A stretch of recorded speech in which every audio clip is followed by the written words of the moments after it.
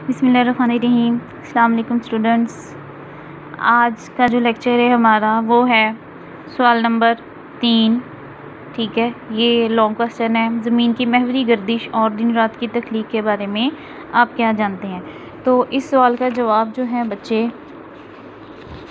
ज़मीन की महवरी गर्दिश, ये ज़मीन की महवरी गर्दिश और दिन रात का बनना। ज़मीन अपने महवर के गिर्द घूमती है, इसे महवरी गर्दिश कहते हैं। इसकी खसूसियात देखें तो यह हरकत मगरिब से मशरिक़ की तरफ होती है और इसकी जो रफ्तार है वह 1700 किलोमीटर फ़ी घंटा है।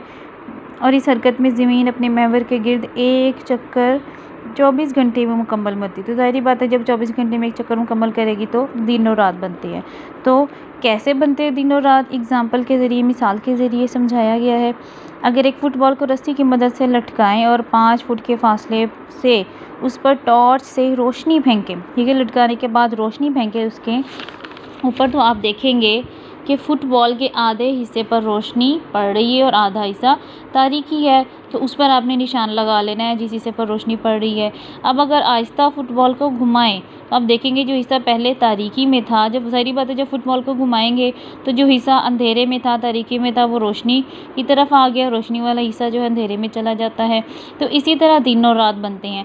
चूँकि ज़मीन फ़ुटबॉल की तरह ही गोल है तो एक वक्त में उसका आधा हिस्सा ही सूरज के सामने रहता है। तो जो हिस्सा सूरज के सामने रहता है वहाँ पर दिन होता है, तो जो हिस्सा सूरज के सामने नहीं रहता वहाँ पे रात होती है। और ज़मीन की महवरी गर्दिश की वजह से दिन और रात मुसलसल तब्दील होते रहते हैं। तो इस क्वेश्चन का आंसर यहाँ तक है। ये बच्चे आपने याद करना है और आपने इसे लिखना भी है। ओके बच्चे, अल्लाह हाफिज़।